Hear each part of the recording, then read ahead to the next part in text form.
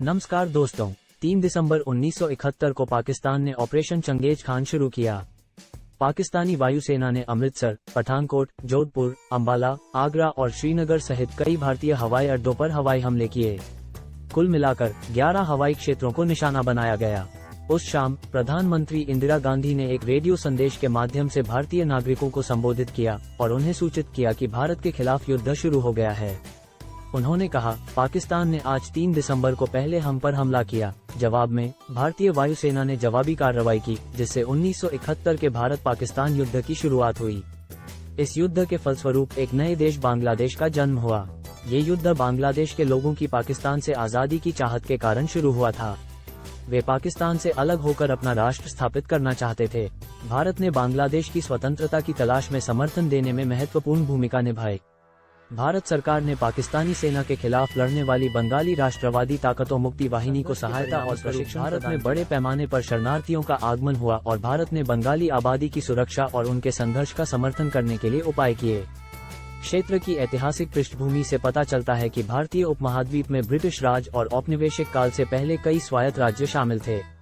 बंगाल, जिसमें वर्तमान बांग्लादेश और पश्चिम बंगाल के कुछ हिस्से शामिल थे, पर 13वीं शताब्दी से मुस्लिम राजाओं का शासन था। शासकों ने अपना धर्म थोपने के बजाय स्थानीय समुदायों को शामिल करने पर ध्यान केंद्रित किया। इस्लाम और हिंदू धर्म का सह अस्तित्व प्रचलित था, जिससे क्षेत्र में उग्रवाद को नियंत्रित करने में मदद मिली। 1757 में ब्रिटिश शासन के आगमन के साथ ईस्ट इंडिया कंपनी ने बंगाल पर कब्जा कर लिया। ब्रिटिश औपनिवेशिक युग 1947 तक जारी रहा, जब भारत और पाकिस्तान का विभाजन हुआ।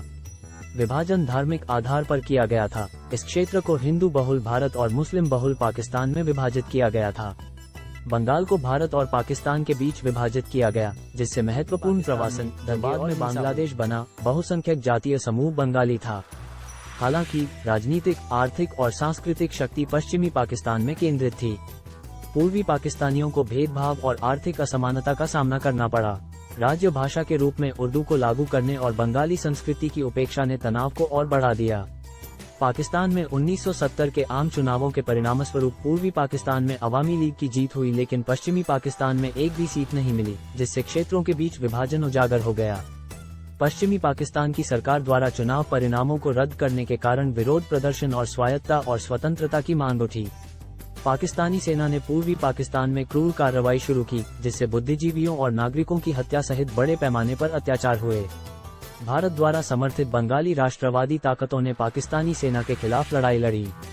पाकिस्तान द्वारा भारतीय हवाई क्षेत्रों पर हवाई हमले शुरू करने के बाद भारत ने आधिकारिक तौर पर बांग्लादेश को मान्यता दी। युद्ध की परिणति पाकिस्तानी सेना के भारतीय सेना के सामने आत्मसमर्पण करने और 16 दिसंबर 1971 को बांग्लादेश की मुक्ति के रूप में हुई।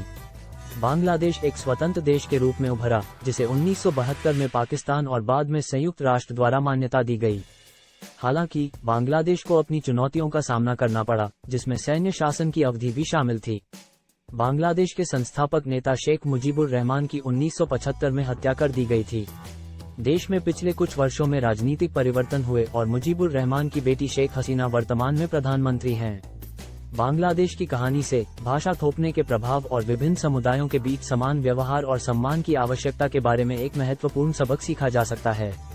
उर्दू थोपने और बंगाली संस्कृति की उपेक्षा करने के प्रयास ने पूर्वी पाकिस्तान के लोगों के बीच स्वतंत्रता के लिए शिकायतों और आकांक्षाओं को बढ़ावा दिया।